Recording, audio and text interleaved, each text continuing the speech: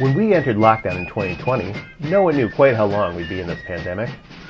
Now we are entering our second holiday season with cases still hovering at elevated risk levels. Vaccinations have allowed us to resume certain activities, but in many ways this won't be back to normal. Rising inflation, supply chain issues, and other factors related to COVID will make this a difficult year for all, but for many it leaves uncertainty on the table. Joining us today is Jason Jakubowski, President and CEO of Foodshare, an organization that helps families across Connecticut deal with hunger issues at home. He'll discuss these issues and more today on the Municipal Voice. We'd like to thank our premier sponsors, Digital Back Office, Palo Alto Networks. Check them out at digitalbackoffice.com or paloaltonetworks.com. The Municipal Voice is the Connecticut Conference of Municipalities podcast in collaboration with WNHLP 103.5 FM. I'm your host, Matt Ford. As always, be sure to give us a like and let us know what you're thinking in the comments. CCM's Municipal Voice podcast continues to present a key forum on important state local issues. The views expressed do not necessarily reflect the consensus views of CCM or member municipal leaders. Jason, thanks for joining us today. Absolutely. Happy to be here. So first off, could you tell us a little bit about some of the basic principles of Foodshare? What you do, what communities you serve? Yeah, absolutely. I mean, we are the Feeding America food bank for the state of Connecticut. So we are Connecticut Foodshare, or your community food bank, and we feed all 169 towns here in Connecticut. About 10 months ago, the old Foodshare and the old Connecticut Food Bank, both of which had existed for almost 40 years. They represented different geographic areas. They decided to get together and merge into one organization. And like I said, that was about 10 months ago, and we haven't looked back since. So we are the food bank for the entire state of Connecticut. People donate food to us, corporations, organizations donate food to us. And then we disperse it out among a network of 700 partner programs across the state of Connecticut. Excellent. And those 700 partners are key to helping us do what we do and feed more than 480,000 people here in the state of Connecticut. Wow, it's really amazing. So you sort of are coordinating and working with all the smaller local shelters on a statewide basis. Yeah, absolutely. So think of us as, we are a food bank. So think of us as a bank. I mean, people come and deposit food here, and then we withdraw that food and we bring it to different programs across the state of Connecticut. Yeah, absolutely. And and this is Connecticut. There's definitely a misnomer. Some people like to think that hey, because this is Connecticut, it's the richest state in the country. It's the year 2021. There's no problem with poverty. That's just absolutely not true. Despite that, the fact that we are a wealthy state, there are absolutely pockets of poverty all over the state of Connecticut. Yeah. So like an organization such as Foodshare exists to bridge a gap.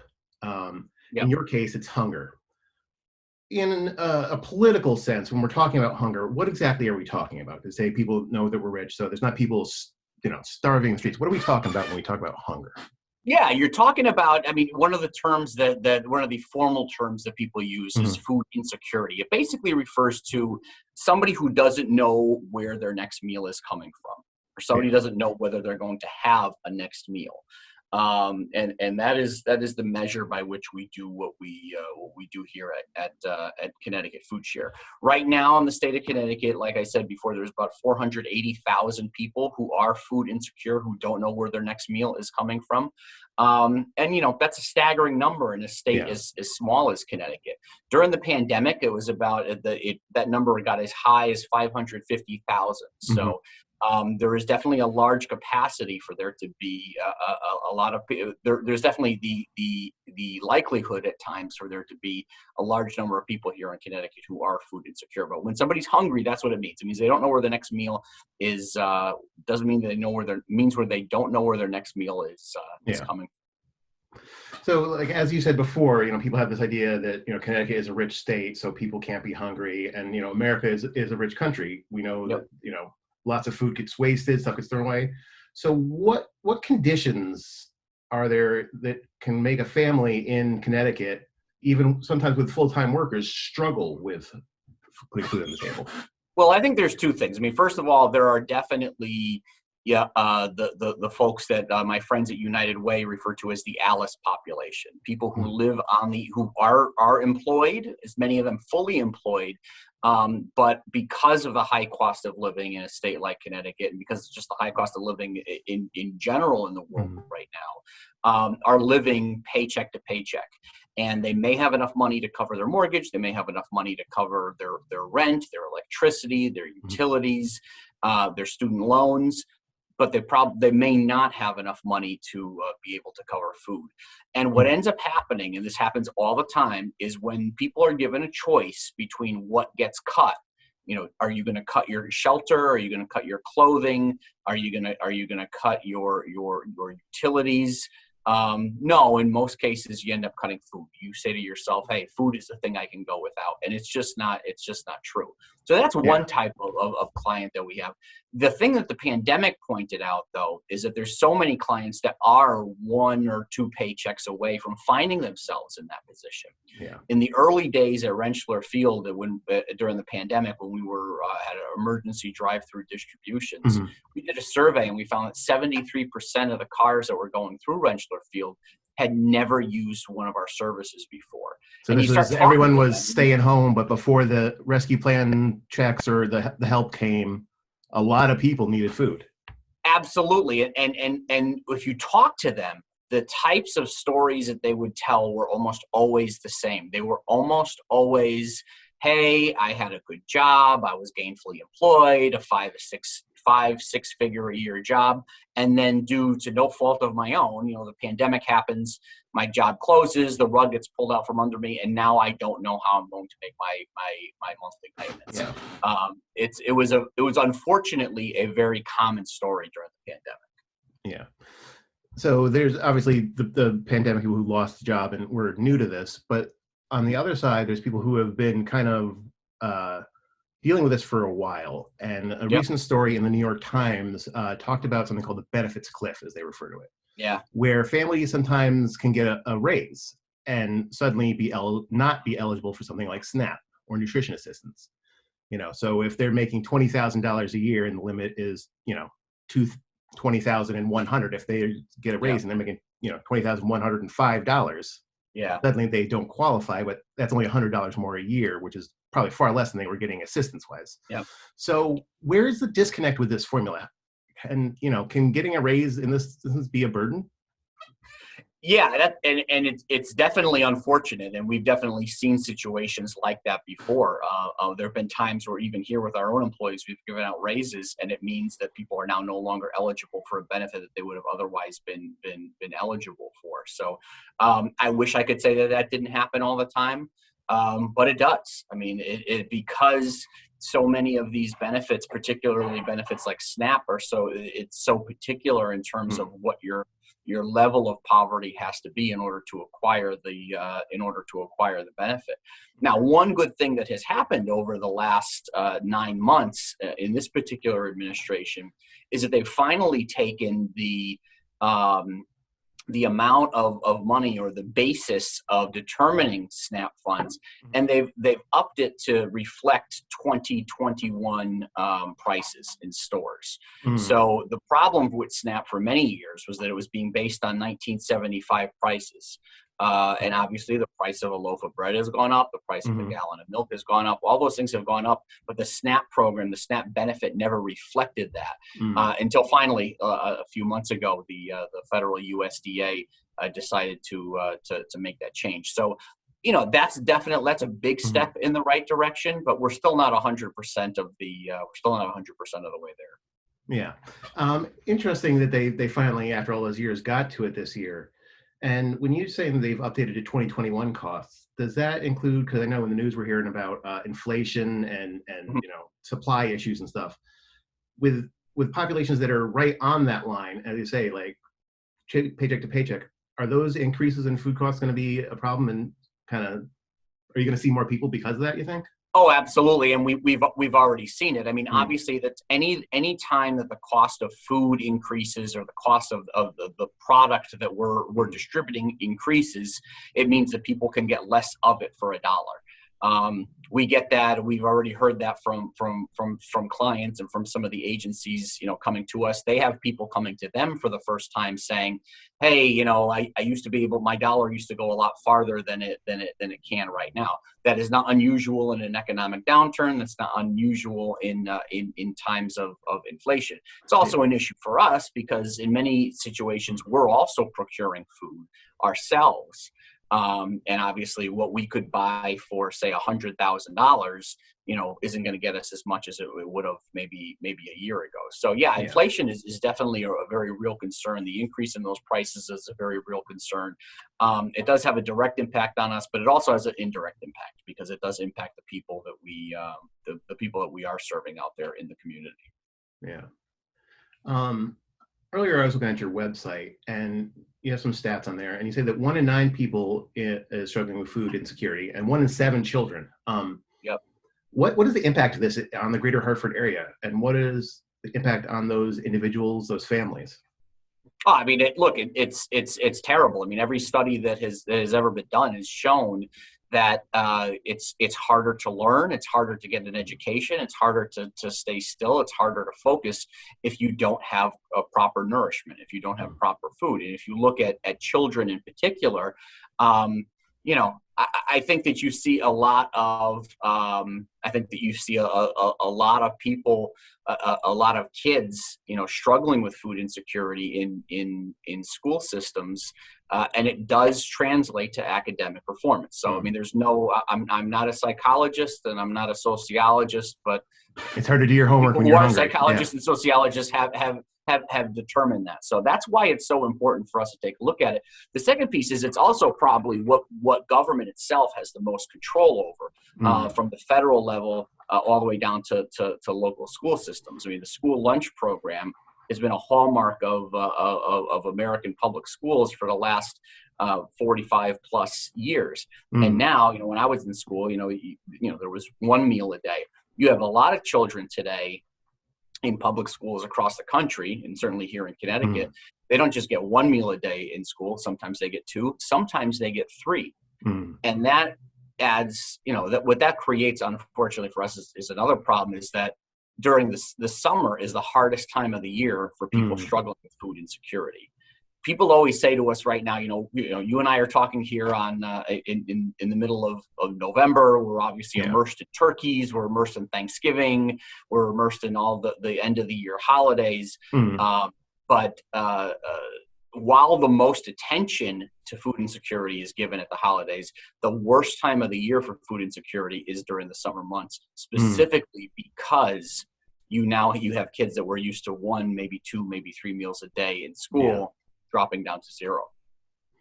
And just when you brought up the holidays, is there a certain component of, do people give more and donate more during the holidays? Absolutely. I mean, our revenue, November and December are our 2 biggest revenue months of the entire year. And I get it. We're out there, we're collecting money, we're doing turkey drives. This year, our goal was we needed to collect 51,291 turkeys for the entire state of Connecticut. That's how many families needed a Thanksgiving meal from us. I'm happy to report we did that, and now over the next 48 hours, we're looking to distribute all of those turkeys. So it's one thing to get them in; it's another thing to get them out. But people are also donating. They see us on TV. They see our food drives, and this is the time of year where I think people are first of all generous, and secondly they're thinking of nonprofits and they're thinking of, okay, hey, where can I donate some funds? So the challenge that we have, and it's not unique to us, it's every food bank in America, but the challenge that we have is, how do we raise enough money in November and December to last us throughout the entire year? So as I've said to you before, the summer months are the worst for food insecurity. They're also the lowest in terms of revenue for food banks across the country. So we are double clearly whammy in a on position. you. So clearly we're in a position where we've got to raise money year round to be able to provide the services that we need at those very difficult times. Yeah. We talked about the schools there and how the summer and how they've become, in a lot of ways, a source of food for many, many of these families. Do you work with some of those programs, or is that kind of a separate thing? Is there, Well, yeah, I mean the school lunch programs themselves are Mhm. run by the schools, the local school districts. Mhm. There is a summer meals program which is run by the State Department of Education. They do a Mhm. really, really good job with it. We partner with them. We certainly promote and we cross Yeah. promote. I mean, because obviously, we want to help people know where those programs are. When it comes to advocacy, we definitely will continue to, and we have in the past and continue to advocate for those types of programs. Mhm. But these school meal programs and the summer meal programs run through the schools are all creatures of the State Department of Education. So we don't run them Yeah. directly, but we absolutely have a great working relationship with the folks over at the State Department of Ed. A figure I saw said that 69% of these families are having to choose between food and other bills. How Yep. how do they make that choice? How do they do that? Well, I think part of the problem is they don't. I mean, what they do is they default to where they can, and again, in most cases, where they default to is okay. Well, I'll go without a meal. I Yeah. can't go without electricity. I can't go without heat. I have to pay my rent. If they're in school, they have to pay for school. They have to pay their student loan. Um, but a lot of people sit there and they say, you know what, I can go a couple days without food. I can Yeah. go without food. I can't go without heat. I can go without food. Medication, by the way, is another major factor in there. We see that Mhm. all the time there, Matt. It's very, people all of a sudden have to take a certain medication. The medication could be very expensive. What are you going to do? Are you not going to take the medication that you need to stay alive, or are you not going to eat? In Yeah. 9 out of 10 times, the person's going to choose, I could go without it, or I'll just eat peanut butter for a week. Yeah. Those are the choices we don't want people to have to make, and that's the cruel thing about food insecurity here in Connecticut is that there are people still making those choices. You are listening to the Municipal Voice on WNHH 103.5 FM.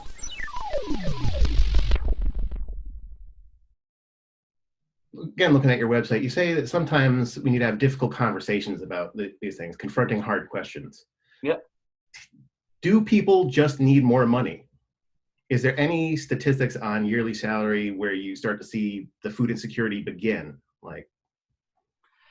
Yeah, I mean, obviously, every state has its own poverty level, and every state has different metrics that they Mhm. that they use. I mean, there's no magic number. It's no magic Yeah. number by which to say, if you make $30,000 a year, you'll be fine, but if you make 29, you won't. A lot of it depends upon your family circumstances. A lot of it depends upon your family size. So Mhm. there is no magic metric, and I think that's one of the things that we always talk about is the fact that there's no blood test for food insecurity. Mhm. You can't, you can test for many different things. You can't do a blood test and somebody say, oh, they're food insecure. Mhm. It doesn't present that way. I mean, it's something that most physicians, in fact, when they get down to it, we'll ask their patients certain questions. Are you eating meals regularly? Are you eating 3 meals a day? So that's the difficulty, is that it's not something that piece is not an exact Yeah. science. I can tell you that most of our clients are absolutely working families that are just trying to make ends meet. Many of them do have jobs, are Yeah. employed. They're just not getting their either their wages or their hours are not at what they need in order to be above those levels. Foodshare and other organizations like it around the country step in to cover gaps. And often this process starts with food collection. Do you buy the food with donated money, or do you organize food drives? Do you do a little bit of both? And then how do you go about, once you have it, distributing all of it? Well, as a food bank, we're dealing with very large quantities of food, probably about 50 million pounds of food every single year. Mhm. About 75% of the food that we get comes from the food industry, which means it's grocery retailers or it's wholesalers that have extra product that they donate to us on a sometimes weekly, sometimes monthly, Mhm. sometimes daily basis. So in normal times, about 75% of our food is donated. Mhm. The remaining balance is split. Some of it is provided by the federal government. Some of it is purchased. Some of it are, what we would call local Cub Scout troops, collecting cans of food. When COVID hit, that number went from, back in March of 2020, that number went from 75% down to 0 overnight. Oof. Because if you think about it, the grocery stores didn't have enough food to keep on their own shelves. They certainly didn't have enough to be able to donate to food banks. So we were in a very precarious situation. And for the first time ever, we were purchasing the super majority of our food. Yeah. The downside, of course, was that every other food bank in America was doing the same exact thing, which was driving up the cost of that food in bulk. So in a year pre-pandemic, we probably spent about $350,000 on purchased food. In the first 3 months of the pandemic, we spent $3.5 million on purchased food. So it was definitely a real jolt to our business model. The good news is we're starting to get back to some level of normalcy. Grocery outlets are donating. They're at about 55 to 60% right now. So we're getting back up there. We are definitely buying. We're not buying as much food as we were at the height of the pandemic, but we are definitely buying more food than we were pre-pandemic. One thing I could say to anybody listening out there, anybody watching, we obviously appreciate any donation that we get. If you want to do one of those small neighborhood can drives or something like that, you're always better off giving those non-perishables to your local food pantry, because we're going to give it to them anyway. And it's just a way of eliminating the middleman. What I always say is that if you want to do a can drive or you want to do a food drive, your best bet is to donate that to a local pantry. If you want to do a monetary drive, your best bet is to donate it to a food bank like us, because we can purchase more with that dollar than any individual can walking in off the street. So obviously some of these donations or from the stores is stuff that might have gone to waste otherwise and stuff. But if someone is looking to help out, would they be better off donating $20 to your organization or buying $20 worth of cans for one of those drives? Where would it go farther? Well, look, again, I understand people are different. People have different needs, and people feel different. This is Thanksgiving time. We have some people that only feel comfortable going to the store, buying a frozen turkey and plopping the frozen turkey in the bin. We have others who say, let me just go online and donate a virtual turkey and you can go out and purchase it. Yeah. I can tell you this, so I'm not telling you one is right and one is wrong, but we definitely can make a dollar go further than a consumer can walking into a grocery store. Just by buying in bulk, you can get better deals. Exactly. For every dollar donated to a food bank like ours here at Connecticut Foodshare, we can provide 2 meals to people out there in the community. So the example I always use, if you had $1 and you went to the store, you could buy 1 can of soup for that dollar, probably 99 cents. If you gave us that $1, we could go out and, because we're purchasing at such bulk rates and at such a large volume, we could buy probably 20 cans of soup for that same $1. Wow. Yeah.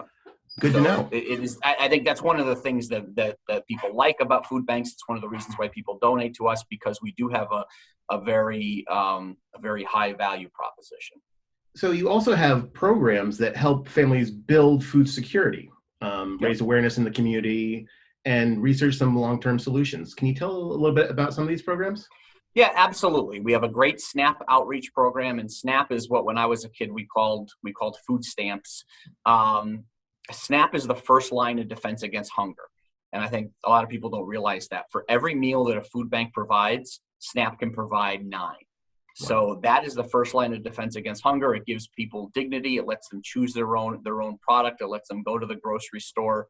So our goal is to sign as many people who are eligible up for SNAP as possible. And we have a SNAP outreach department that has done that. We also have an Institute for Hunger Research and Solutions, which we created about 2 years ago. They're a national institute that not only researches trends with regard to hunger, and was certainly very active during the pandemic, but they also promote nutritious eating and ranking foods using a system we call SWAP, supporting wellness at pantries. It ranks foods red, yellow, green, depending upon what their nutritional content is. Again, not telling people what to eat, but giving them all the information they need so that they can make their own informed choices. The old way of doing things in food banking was really collect cans of food and distribute cans of food, and that's it. Yeah. The new way of thinking in food banking is that it's a much more holistic approach, and we do have an obligation to helping to ensure the nutritional value of what we're putting out there in the community. Yeah. So that information you're talking about with the nutrition, is that available on your website? It's available at the pantries that participate in the program. If a customer walks into the pantry, they'll again, usually they have the green on the top shelves, the yellow on the middle shelves, and the red on the bottom shelves. But it's like a stoplight system, so everything is ranked. Oh, that's really cool and easy for people to figure out. Yeah. Yeah, and like I said, I mean, it's we certainly encourage people to eat as many green foods as possible and as few red foods as possible, but we're also not making choices for people. All we're doing is we're informing them and we're giving them the dignity of being able to make those choices for themselves. Excellent. So coming up, obviously we have the big holiday. We got Thanksgiving. Yep. And at its heart, it's a holiday about sharing food with those in need and those that we love. And you say you rely on the Foodshare community. Tell us about ways for people to donate, volunteer, to help out in this time of year.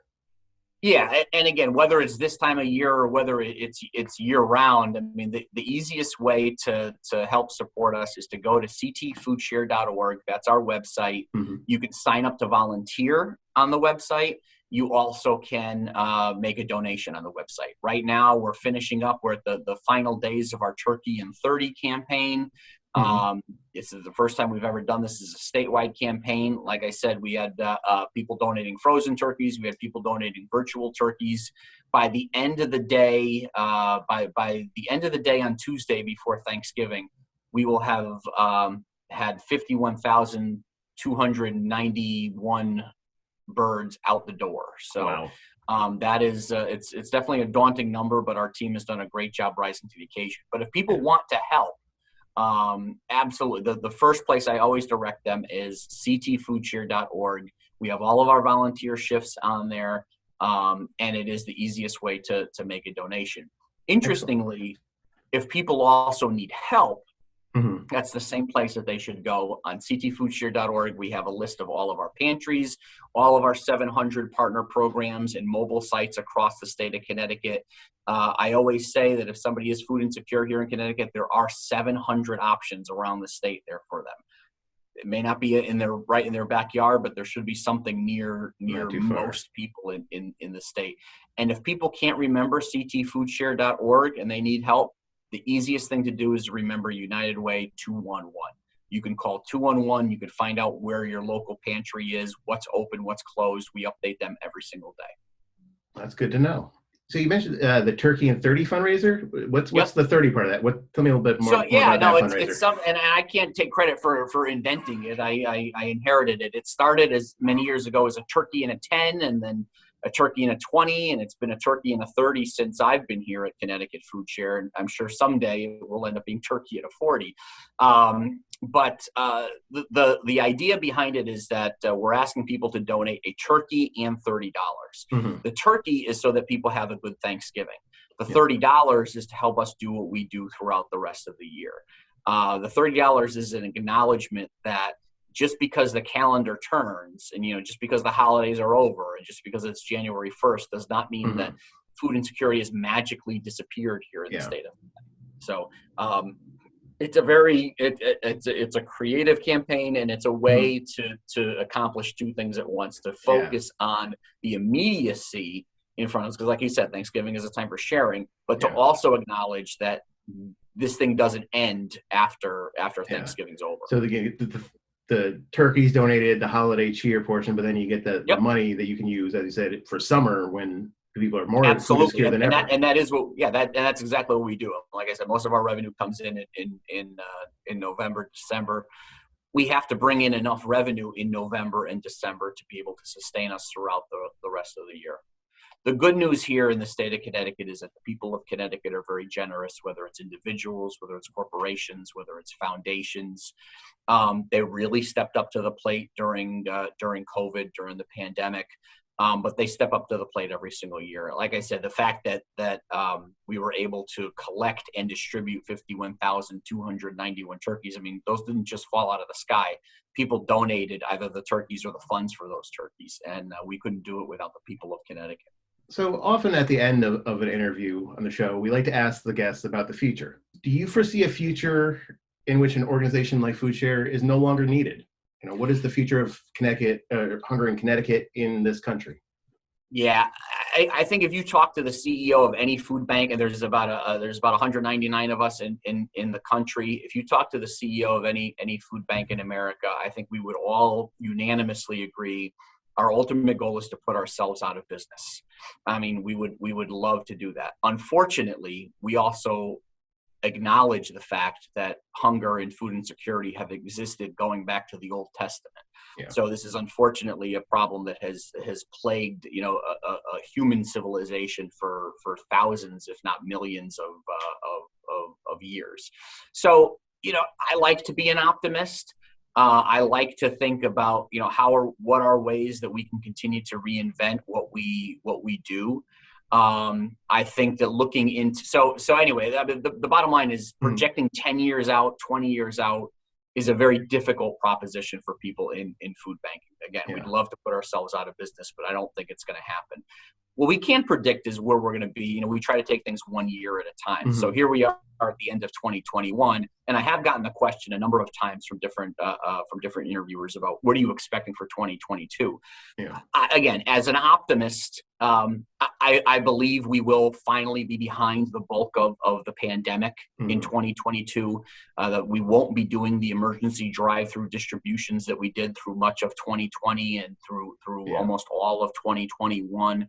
We'll be able to go back to what we would call regular programming. The job market is definitely improving. There's more opportunities for people out there. I think that there is some reason for optimism. That said, the cautionary tale I would tell everybody is that one thing we've seen with this pandemic is that nothing is necessarily predictable. And I think that what I tell my staff and what I tell our volunteers is we all have to be prepared to snap back into emergency mode in a second if necessary. So if we got a few days now, well, by the time this is airing, tomorrow will be Thanksgiving. Can people still donate to the Turkey in 30 or Absolutely. They can donate to the Turkey in 30 campaign, or they can make a donation just to Foodshare, to Connecticut Foodshare in general. You go to ctfoodshare.org.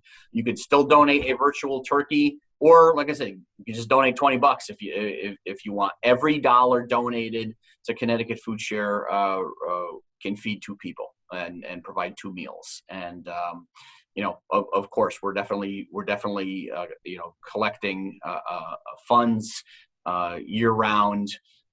We usually discourage people from donating turkeys after Thanksgiving, but we definitely are very appreciative of any monetary donations people can donate.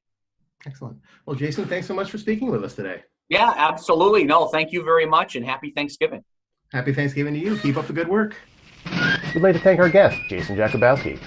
I'd like to thank our premier sponsors, Digital Back Office Palo Alto Networks, who you can check out at digitalbackoffice.com and paloaltonetworks.com. The Municipal Voice is a co-production by CCM and WNHH 103.5 FM. Kevin Maloney is our executive producer, Christopher Gilson is our producer, Harry Draws on the boards, and I'm Matt Ford, your host. Be sure to check out our Facebook page and give us a like, and watch out for our CCM chat series on our YouTube page.